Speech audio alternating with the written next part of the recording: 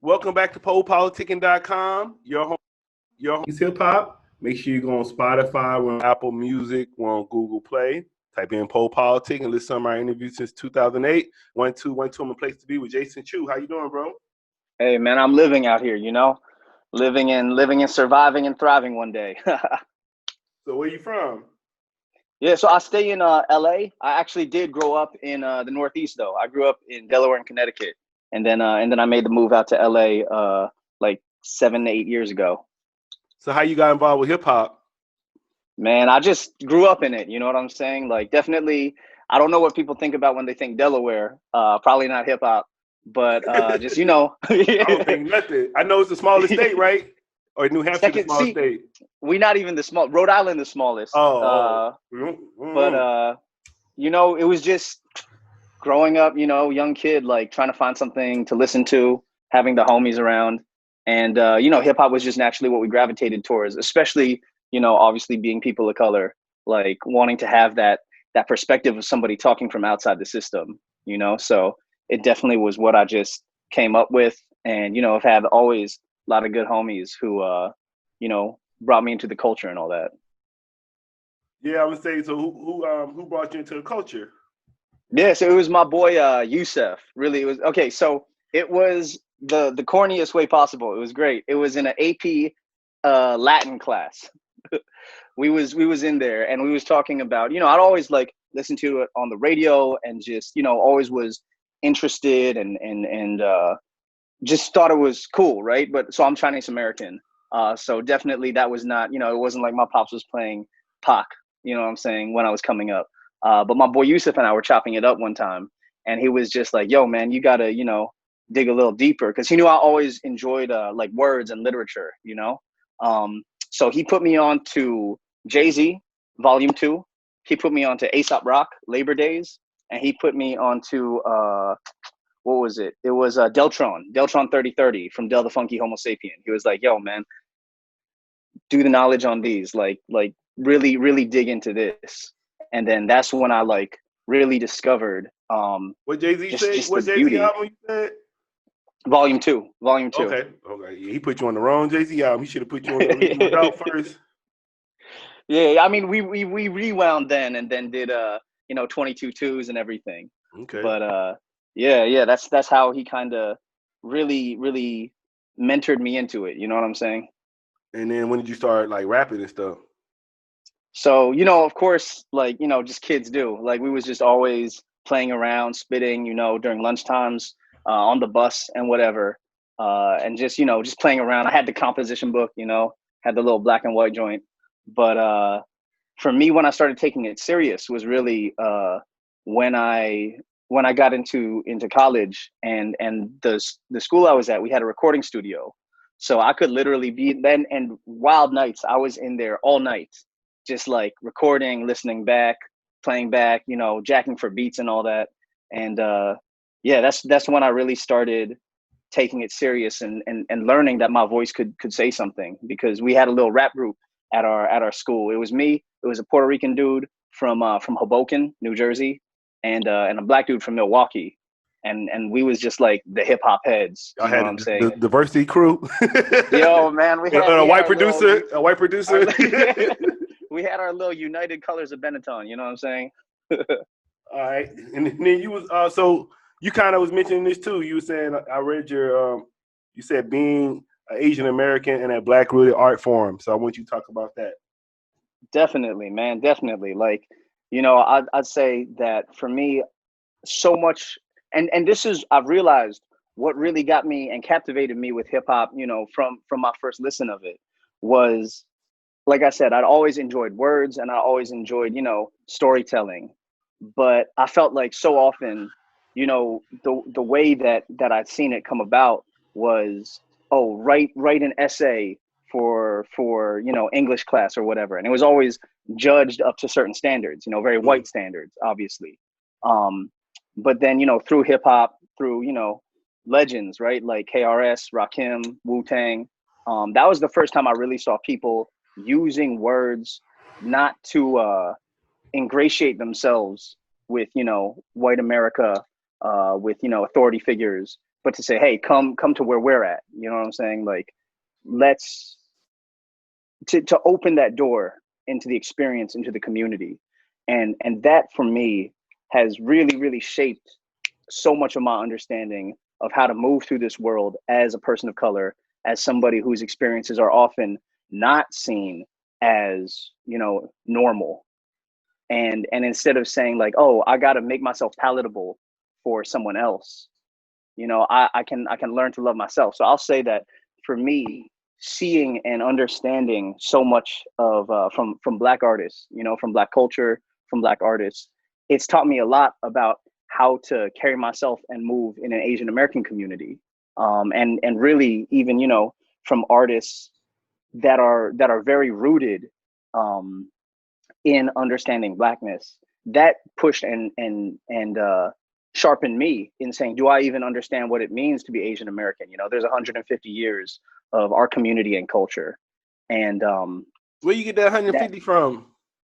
So 150 comes from the first Chinese indentured servants showed up in America in the 1870s, right? And this is why, because it was right after the Emancipation Proclamation, they were building the railroads across the country, and now they didn't have this, exploitable labor source from Black folks. So that's actually how the first major wave of Asian immigration came over. Was they said, yo, we can't get people to work for free from us from over here, so we're just going to look to the other ocean.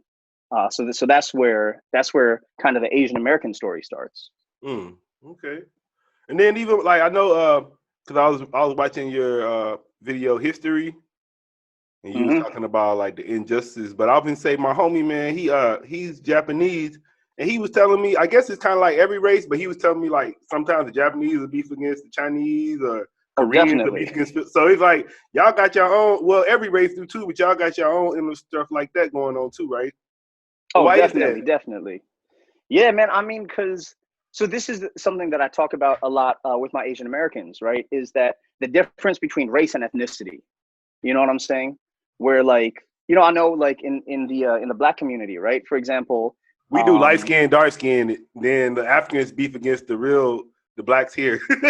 Exactly. Yeah. So I grew up. My best friend growing up was Nigerian, right? And so so in the same way that like the way that like Africans and descendants of slaves have certain frictions, it's very similar ethnically for a lot of our people. Like, I mean, even for me, right? Like the Chinese were wild imperialistic all across Asia, and so and then the Japanese, right, during sort of that. You blazing too strong right now, man. No.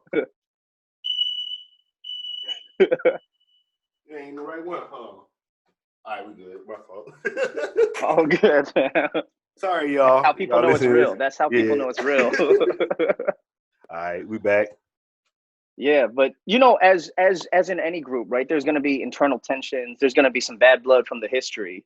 But for me, also one thing that I really try to push and advance in a lot of this Pan-Asian racial consciousness is, whatever happened in the old country, in the old continent, once you get here, they see us all as the same, so you could be, and we see this right now, right? We see this right now where you can be Vietnamese and your country was literally colonized by others, right? Or you can be Korean and the Koreans have a lot of tension with Japanese and Chinese, but you come to America and if, there's a certain narrative against China, like there is right now, you see Korean cats getting, blamed, getting attacked, getting assaulted for something that China did. So to me, this pan-ethnic racial consciousness is super important for Asian Americans to push because, we got to stick together and we got to push that common struggle forward. Yeah, but I noticed one thing because like me, I worked in biotech for like 15 years. So I know like as far as like with jobs, it's like I guess like I want to say white people, like they view Asians as smart. And then I saw Asians have a lot of jobs, like especially in biotech. It was like most of the people working in biotech now are Asians. Yeah. So is that like is that a true statement? Like y'all don't have really problems with like jobs and stuff like that, do we? like getting jobs and stuff like that? Because that's like something we go through. Like it's hard for us to get jobs. Like, does y'all go through that? Yeah, so I think like a lot of it, like there's definitely areas that we're overrepresented in right now. And that's, that's for certain reasons. One of those reasons is actually because of racism. And what I mean by that is the kinds of Asians that they'll let into the country, right? The people who will wind up here getting visas or who are able even to come over and bring their families over was very, very restricted and limited. So you're not actually seeing the cross section of Asian America there. You're seeing the ones that literally they're taking, the cream of the crop from China or from Taiwan or from Korea, and they're letting them in, but there's others that aren't. But the flip side of it too is the Asians you don't see, right? And so the consciousness about Asian Americans is very much focused on like Chinese and Koreans and Japanese, but 40% of Asian Americans are brown and dark skinned. Actually, yeah, I was actually about to say that because I would say my boy, he's Filipino. And I saw some pictures of Filipinos. They darker than me, look just like me. I saw them pictures, and then he was like, "Yeah, it's a lot of. It's a different name for them." But he said, "Yeah, they're out there." So you never see those people. Exactly, right. And so I always talk about the pieces of Asian America that people often don't see, because it's like you think about the Hmong, which a lot of people don't know about, right? But now. The Hmong and a lot of people know about the Cambodians, right? A lot of people know about Cambodians because they're seen as like hood Asians, and so you got I would say they. I got Cambodian friends, and they actually refer to themselves like as the Black Asians. Exactly, right? And no, no, and so the thing is, right? Like this narrative of like, yo, Asians are smart, Asians are successful, Asians got good, like upper middle class jobs. Stuff. Yeah, exactly, right. Like that's cool. Until you realize, like for example, Cambodians actually, they got one of the lowest high school graduation rates in America. The Hmong, which are this sort of tribe from Southeast Asia, they actually have some of the like lowest per family income in the country. And then when the narrative is just like, oh, yo, Asian, like YG says on the record, like, yo, we go flocking at Asian houses because, they don't put their money in banks. Damn. Like, I mean, you know what I'm saying? Like, there's some true? truth to that. I mean, I'm not gonna divulge the family secrets, you know what I'm saying? But but I mean, even with that too, it's a lot of Black people don't put their money in banks, and I mean, the reason is because white people took it. so it's like shit. Why you go put your money in the bank if that shit your great grandma had all this money in the bank and they just took it out the bank? So they don't forget. I don't blame them. I mean, we saw what happened in 08, right? We saw what happened and who suffered. But so what I really encourage, so those stereotypes you're talking about, there's some truth to them, but it's a selective truth. You know what I'm saying? Just like the stereotype, yo, all Blacks are good at, ball and rapping and dance so good. That's the main one. I know that ain't true. Just the rapping right. Like that. I know a lot of Black people can't rap. And that's like a cool, at first it's cool. It's like, oh, if you're Black, then you're popping. But then you realize that shit is based in actually slavery. That shit is based in the valuation of Black bodies for their ability to entertain, their ability to perform for the white gaze. And you're like, yo, I don't know if that's really a compliment. You must be a teacher or something. Huh? You must be a teacher. Nah, I just try to stay informed. You know what I'm saying? You know some shit. I see you know your history really well. And then when you was talking, I was thinking about hip hop, and I was thinking like how hip hop kind of like works with all cultures. But then I was thinking you can actually say the same thing about martial arts when you look at it. Very true. Yeah, very true. Kind of, because I was thinking that's like what I think like I said, that kind of opens the door for everybody. And then I say even if I look, you like early films like Bruce Lee, he was always working with Black people. He had a lot of Black students. He had Kareem Abdul-Jabbar, I remember. He had a lot of Black students he was working with. Bruce's first American student was a Black dude. It was a Black dude who said he'd faced racial violence. And Bruce was like, that's not right. I'm going to like teach you up to make sure that like, you're able to like confront certain situations. So I don't know if did you see that ESPN 30 for 30 Nah, like water? nah, I They heard just about it. yeah, it's powerful, man, because you realize like Bruce was our Muhammad Ali. That's really who he was for our community. You know, not just he wasn't our Floyd Mayweather. He was our Muhammad Ali. But I'm saying, why you say Muhammad Ali? Because Muhammad Ali went to jail and shit like that. So did Bruce go through stuff like that? So people are like, yo, Bruce was popping in America, right? Yes and no. So what actually happened, right? So Bruce was in America. He did his thing. He faced so much racism on the job trying to break through in Hollywood. He actually had to go back to Hong Kong and then pop off there before coming back to America. So he did, you know, and now everyone loves him. But in the same way, it's that sanitized narrative. You know what I'm saying? It's that, oh, it's the same thing they do to MLK. Well, yeah, it's what they're doing. Like, It's what they're doing to Kaepernick. I already see it. Like 20 years from now, Kaepernick gonna be like the hero. Like they gonna love him. But it's like, how are y'all doing him now? Like even Ali. Like Ali, you know how he was all shaking and shit. Ali wouldn't have been like that if y'all didn't take his fucking championship away from him in all those years he couldn't fight. So then he trying to keep fighting to get that money back. Now he's like all slow and messed up and shit. And that's because of y'all. But then Ali's a hero. But y'all look like y'all did him. But he's a hero. No, I was just reading. It looks like they're gonna let Cap try out. It looks like they're gonna let him do the tryouts in July. Man, but that shit ain't. I don't know. To me, it's like, bro, you already took like 2-3 of his years. So it's like No, I feel. I say that to agree with you. I say that to agree with you because now they're trying to revise the narrative, right? Now Roger Goodell, even motherfucking Trump, be like, oh, he should get a shot. Like you can tell they're trying to twist the narrative and say, oh, we was always behind him, just blah blah blah, didn't want. But no, we remember, right? And that's you said history. That's why history to me is wild important. Because if you forget history, you're gonna buy into the bullshit. Yeah, but we remember. Like, it's history, but then if you don't know your history, it's his story.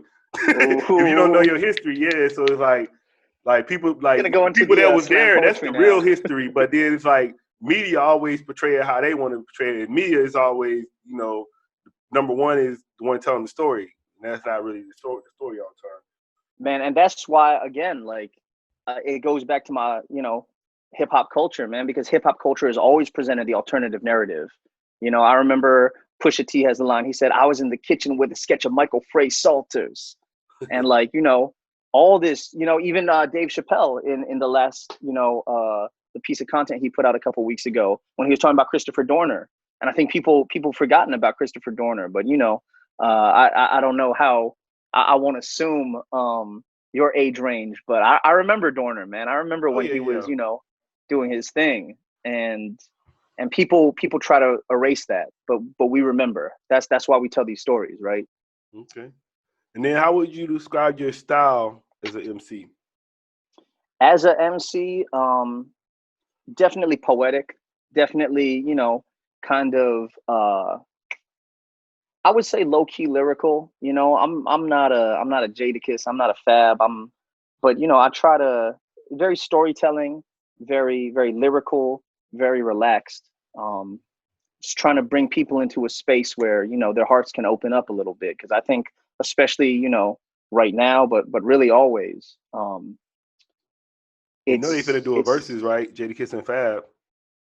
Yeah, I saw that. I just saw that. I think that's why they're in my head right now. Yeah. And it's wild funny, right? Because they just did the John Legend and Alicia. Yeah. Man, that versus series is really popping off. Man, we got some. I think what we finna do, it's like, we underground, but I think what we doing is gonna be better because we're doing an indie rap battle. So it's basically like artists I interviewed, but it's like you pick a song, they pick a song, and then somebody, like we got three voters. So somebody votes on it, then you go to the next round. Because what I don't like about versus is, and even all these rap battles now, it's like they quit voting. It's like, man, y'all gotta vote. That's the part they messing out. Like vote. I miss that. I miss the judge battles. Yeah. They keep like, now it's like, oh, it's just all in fun. Like, man, that's just a concert then. That ain't no damn battle. Y'all ain't voting. If ain't nobody winning, then it's just a concert. To me. Yeah. Although I know sometimes, like obviously, like, you look at a Loaded Lux, you're like, oh, he washed him. But it's not always. Leaving it up to popular. Was that always like that? Because I remember back in the day, they was like, even on the battles, they used to vote. Like, when did they get away from voting in the battles? I'm saying in the straight up battles. When did they get away from that? Yeah. I think it was like, because I definitely got my, because so like, shout outs to MC Jin, right? Like that's one of our, like, Shout out to China Mac. Shout out to China Mac. And I know that they've they've resolved their little tension. Yeah.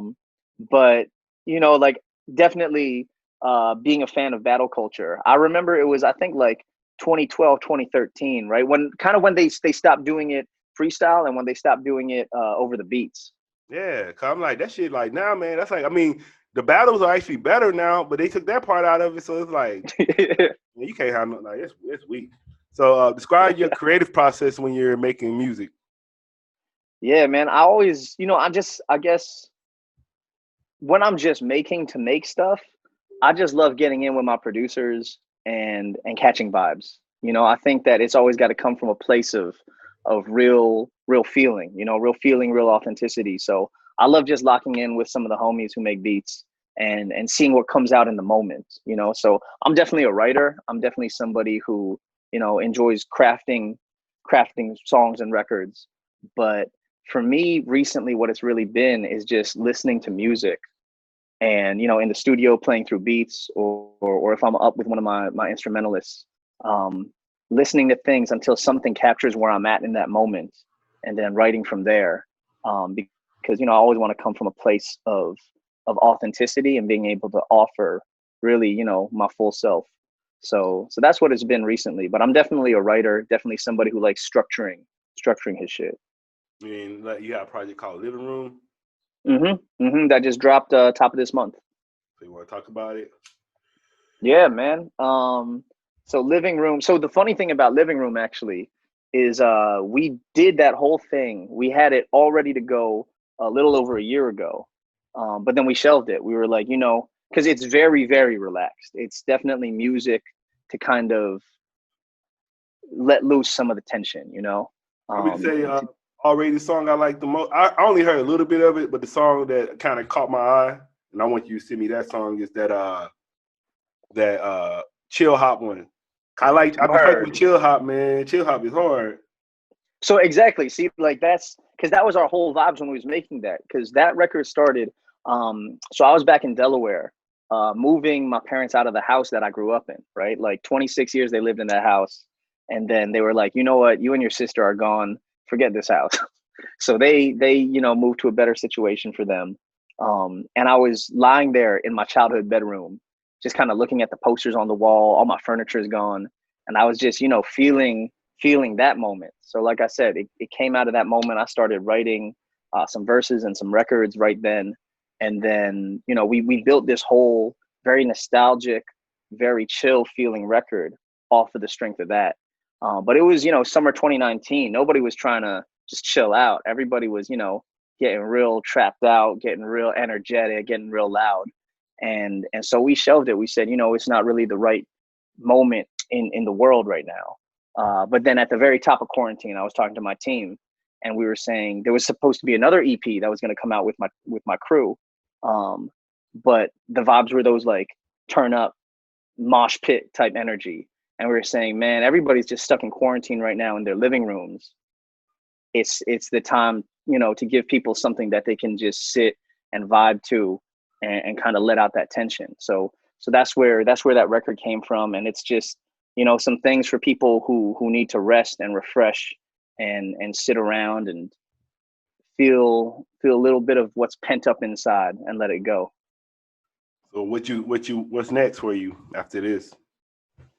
Yeah. So next we got a series of like online house concerts that we're trying to throw based around this living room concept. Everybody's stuck at home, or at least a lot of the people who are really trying to listen to science, I think, are kind of sitting around at home. So we're trying to throw that series. I got a couple of collabs coming out with some other artists, and really what it is though is just kind of continuing to push this message of like, yo, let's take care of our community, let's take care of ourselves. Mental health is a big message for me, especially for people of color, wanting to make sure that people are just doing that self-care even if we're stuck at home. Self-care like what? Self-care like, sometimes it's okay to turn off the phone. Sometimes it's, okay to meditate. Sometimes, instead of thinking about what our lives were like back then, just embracing the moment, being meditative, being reflective. All right, now I was checking out this post. So what are some of your interests outside of music? Outside of music, man, I'm really into streetwear. I'm really into like young independent streetwear designers. There's this cat down in North Carolina, this young Black designer that I'm really messing with. His thing's called Vautour, Vautor, and there's this other collective out of Chicago called Hidden Characters. That's this Filipino dude and this Taiwanese girl, and I love I love people who are making dope culture, and I love to keep up on that, especially when it's not corporate, What that mean? when it's not top down. How are you involved with that? What do? You talking about you buy the clothes or what? Man, I just look online for dope shit and buy it, patronize it, share it, connect with them, try to I feel like, especially right now, right? I think hip hop has always been about fashion, right? But I think definitely in the last like 10 years, you could point to Kanye. And I think that there's been a lot of hip hop artists and hip hop fans who are really into like design in general, and just getting inspired, Asking a lot of the guests, what's a good way to flip a G right now? Right now, I was just talking to the homie about this. He an entrepreneur. We thinking right now, just hold that money. But 2021, everybody, like, all the things that got postponed this year are really going to be popping off. So if you got the photo booth business, if you got the wedding business, just anything, that like is gonna come back in full vengeance, I feel like it's time to definitely, he and I were talking about like trying to buy up like wedding supplies and shit and just hold them somewhere. Wedding supplies like what? Like, I don't like them bows you put on the chairs, you know what I'm saying? Like folding chairs. Oh, because people probably ain't getting married. Well, not probably having weddings right now, huh? Yeah, people not having weddings right now, and I feel like a lot of companies are going out of business, right? Because they all had hella shit cancel on them. So we were actually just talking about with some of the stimulus money, trying to get a little side hustle. So that to me is where the future is at. What you talking about with the bows? You talking about buying them then reselling them, or like what you talking about doing with the bows and stuff? Yeah. Buy low, sell high. So I feel like right now, all of those types of things are kind of not popping. I just saw this other dude on this one Facebook group. He was like, he's like a fly fisher, and he was like, yo, people are really, really getting into fishing right now because that's something you can do solo. So, anything that people can do on their own right now, I think there's a lot popping off. Yeah, okay. And then give us an interesting story that happened in your life. Interesting story that happened in my life. Man, where do we begin? Let's see. I think definitely one of the craziest times for me. Okay, so this is how I started a rap crew in China. So I was in China. So I'm Chinese American. I grew up speaking only English at home because that's just sort of what my parents. They're both very fluent in English and all that. So I was studying abroad in order to learn Chinese, and I was walking through a Chinese like shopping mall one time, and I had on this like cotton candy camo like crew neck kind of joint, and then I hear some dude go, "Oh shit, what is that? Where you get that?"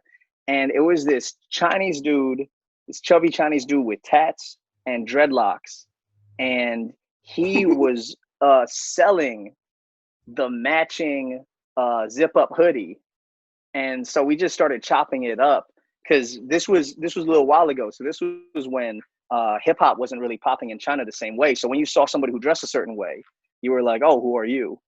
And he was like, "Yo, man, what do you do?" I was like, "Oh, I'm a student and I'm a rapper." He was like, "Well, me too." So literally, it was like the most hip hop iconic scene, except this was in this like Chinese shopping mall in the middle of Beijing, and he threw on a beat. And he was like freestyling in Mandarin, and I was freestyling in English. It was like, "Yo, man, you should come to my studio." And I was like, all right, bet. And I was like, yo, this dude's definitely gonna kill me or like steal my shit. But we went to the studio. We recorded like 3 songs that day. It was like, yo, man, come over this weekend. I was like, all right, fuck it. You haven't, molested me yet. So I came, I popped back up at his. So this dude, he was like selling. He had like the Nike Dunks straight from the factory, the Dunk SBs. He had the the Japanese only Levi's, and he was selling it to this little like hip hop community in Beijing. And so he was like, yo, man, let's go to a show.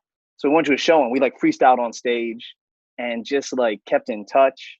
And, I went back to the States, back to school, and we keep in touch on Messenger. And then I went back and in that year that I was away, he'd started like based on the records, he put out a CD with the records that we made. And when I went back, there was like shows and there was like, I was studying during the week, and then all weekend I just disappear and go off living the rapper life in like studios and fucking like underground, like 8 Mile looking shows. And it all came because I was wearing this Bape cotton candy joint. So, you know what I'm saying? Like the culture recognizes. So what is he doing now? He's actually living in Japan, still doing reselling. So he cops shit in Japan and sells it in China, vice versa. And he's actually, if you've heard of 88 Rising, Rich Brian's label and Higher Brothers and all those guys. He's actually, I think, doing some work with them too. Okay. Yeah, so he's active still. That's my boy, Paco. All right. Then what would you like to say to your fans and supporters? To the fans, like, just thank you. Like I never in my life, man, did I think that as a Chinese kid growing up in Delaware, I would ever get to have a voice the way I do. And to have a voice and a platform. And, when I put out a record, some people take note. I'm just thankful and grateful. And I'm really excited to keep making more shit that comes from the heart for people to receive. All right, man. Anybody just not hearing about you through this interview, why should they go follow you and check you out? I think that definitely, like this whole interview, I think I come from a very informed perspective. I got my motto is fear is easy, but hope is real. And, I think there's a lot of fear in the world right now. There's a lot of fear in people's hearts. And if we're trying to build a better future, I think that my music can give people a little bit of that injection of, let's work together. Let's build something beautiful together. So, if you're down for that, I would love to be the soundtrack to that. All right, bro. I want to say thanks for coming through Politickin with me. What's your social media and everything? Yeah, everything, everywhere is Jason Chu Music. Jason CHU Music. Instagram, YouTube, Twitter, email, website. Just get at me. If there's anything that you want to talk about further, if there's anything that you disagree with and you want to yell at me, let's hash it out.